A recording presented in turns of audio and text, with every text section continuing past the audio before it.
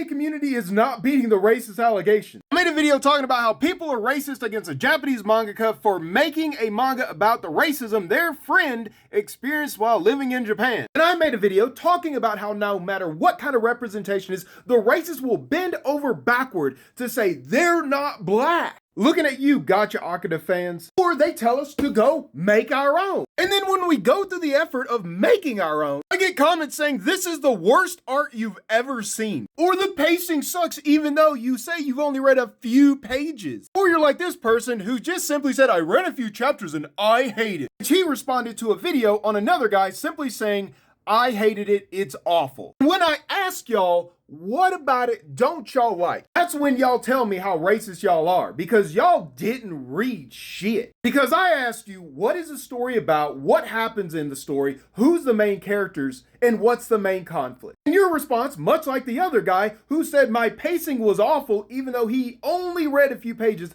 not even a full chapter, to sit here and say the pacing is awful and slow. It makes no sense. So let's walk through why I know you didn't read the story. First off, the story follows Selma, so congrats, you got the name right. But you could have got that from the video. But you know what your main problem is? You see those? Selma's a woman. And even if you read just to page 4, she says, today I will finally surpass you in every way, as a mother, as a wife, and as a human. But the fact you refer to Selma as a man multiple times shows me it wasn't a typo. And while yes, Selma does end up making a pact with Vasago, which you learn on page 1, the second big indicator is the fact that you said the story is about him making a pact to save someone's life. Well, you're wrong, because Selma's kids are alive and her husband is alive. She is not going on this journey to save anyone's life. She was going on the journey because the bank came to her at the middle of the night at knife point and said, you have 3 months to pay us back, or we are going to take you and your kids and sell them to the black market. She is going on this journey to save the life which she has built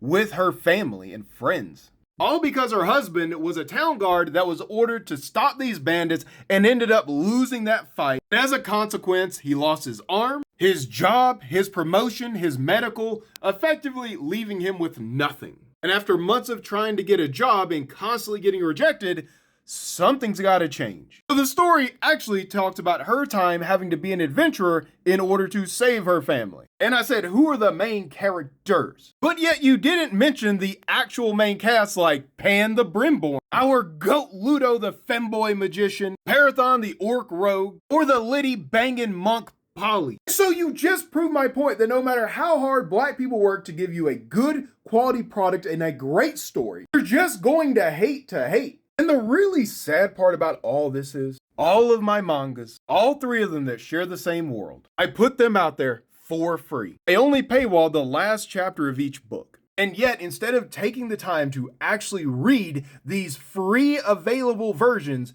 you just choose to drop a hateful comment saying how much it sucks, and then taking wild generalizations on what the story might be about, instead of actually reading something by a black man to find out, this actually might be worth my time. I might actually love these stories. There's a reason Night of Slaughter is on its 6th print run, and Devil's Deal is on its 5th. But don't be like this guy. If you want to read dark fantasy stories that are inspired by my D&D games, check them out. I'm so confident I even put most of it out there for free so you can fall in love with it before you grab a physical.